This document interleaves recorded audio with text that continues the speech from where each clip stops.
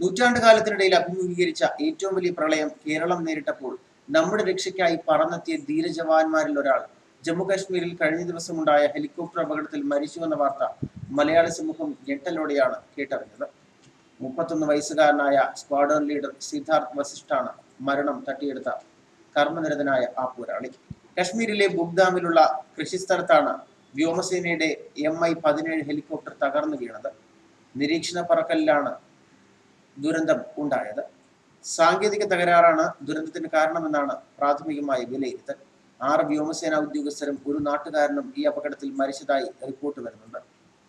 പരമ്പരാഗതമായി രാജ്യസേവനത്തിന് ജീവിതം സമർപ്പിച്ച ധീരജവാന്മാരുടെ തറവാടാണ് സിദ്ധാർത്ഥിൻ്റെത്. പഞ്ചാബിലെ ചണ്ഡീഗഡിലാണ് ഇവരുടെ തറവാട്. 4 തലമുറകളായി ഇവർ രാജ്യത്തിന്റെ കാവലാളായി തുടരുകയാണ്. അദ്ദേഹത്തിന്റെ അച്ഛനും മുത്തച്ഛനും മുതുമുത്തച്ഛനും സൈനികരായിരുന്നു. 2010 സിദ്ധാർത്ഥ് വ്യോമസേനയിൽ ചേർന്നത്. 2013 വിവാഹിതനായി. സിദ്ധാർത്ഥിന്റെ ജീവിതത്തിലേക്ക് കടന്നു വന്ന ആർത്തിയും സേനാംഗമാണ്. വ്യോമസേനയിലെ സ്ക്വാഡ്രൺ ലീഡറായാണ് അവർ പ്രവർത്തിക്കുന്നത്. സിദ്ധാർത്ഥിന്റെ അമ്മാവൻ വിനീത് ഭാരദ്വാനും വ്യോമസേനയിലെ പൈലറ്റ് ആയിരുന്നു.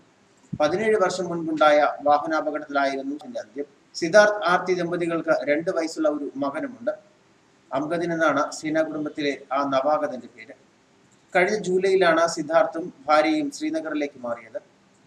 അംഗദിന്റെ പിറന്നാൾ ആഘോഷത്തിൽ പങ്കെടുക്കാൻ ചണ്ഡീഗഡിലെ വീട്ടിലെത്തി മധുരം നനഞ്ഞ സിദ്ധാർത്ഥ് ജോലിസ്ഥലമായ ശ്രീനഗറിലേക്ക് തിരിച്ചു പോയിട്ട് ആഴ്ച 2 ആകുന്നതേയുള്ളൂ.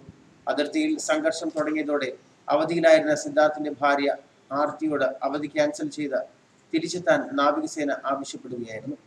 ആർത്തി ശ്രീനഗറിലെത്തി ജോലിക്ക് കയറുന്നതിന് മുൻപ് തന്നെ സിദ്ധാർത്ഥിന്റെ മരണവാർത്ത അവരെ തേടി എത്തുകയും ചെയ്തു. രാജ്യത്തിന്റെ ആക്രമണമല്ല, സൈനികർ യാത്ര ചെയ്ത ഹെലികോപ്റ്ററിന്റെ സാങ്കേതിക തകരാറാണ് ദുരന്തമുണ്ടാക്കിയെന്ന് റിപ്പോർട്ടുണ്ടായെങ്കിലും വിശദമായ വിവരം അറിവായിട്ടില്ല. സംഭവത്തിൽ സൈനിക തലത്തിലുള്ള അന്വേഷണത്തിന് ഉത്തരവായിട്ടുണ്ട്. കഴിഞ്ഞ ആഗസ്റ്റിൽ കേരളത്തെ പിടിച്ചുകുലുക്കിയ പ്രളയകാലത്ത് ലോകമാകെയുള്ള മാധ്യമങ്ങളിൽ നിറഞ്ഞുന്ന ചിത്രങ്ങളിൽ സിദ്ധാർത്ഥും ഉണ്ടായിരുന്നു. എയർലിഫ്റ്റ് വഴി നിരവധി പേരെ രക്ഷപ്പെടുത്തുവാൻ സിദ്ധാർത്ഥിന് കഴിഞ്ഞിരുന്നു. ഹെലികോപ്റ്ററിൽ സാഹസികമായി തൂങ്ങിയിറങ്ങി ജലമധ്യത്തിൽ ഒറ്റപ്പെട്ടു നിന്ന മനുഷ്യരുടെ അടുത്തേക്ക് സാന്ത്വനമായി എത്തുന്ന സിദ്ധാർത്ഥിന്റെ ചിത്രങ്ങൾ മലയാളികൾക്ക് അതിവേഗം മറക്കാൻ കഴിയില്ല. ഈ രക്ഷാപ്രവർത്തനത്തിന് അദ്ദേഹത്തിന് പ്രത്യേക പ്രശംസയും ലഭിച്ചിരുന്നു. ദുരന്തമുഖത്ത് രക്ഷാപ്രവർത്തനത്തിനായി അവതരിച്ച ആ ധീര യോദ്ധാവിനെയാണ് അധികകാലം കഴിയും മുൻപ് നിലച്ചിരിക്കാത്ത വേളയിൽ മരണം പിടികൂടിയിരിക്കുന്നത്. അതിർത്തിയിൽ സംഘർഷം നിലനിൽക്കുന്ന സാഹചര്യത്തിലും സിദ്ധാർത്ഥ് വസിഷ്ഠന്റെ വിയോഗം നൊമ്പരമായി മലയാളികൾ ഏറ്റുവാങ്ങുകയായിരുന്നു. പരേതിന് ആദരാഞ്ജലികൾ നേർന്ന നിരവധി പേർ രംഗത്തെത്തി.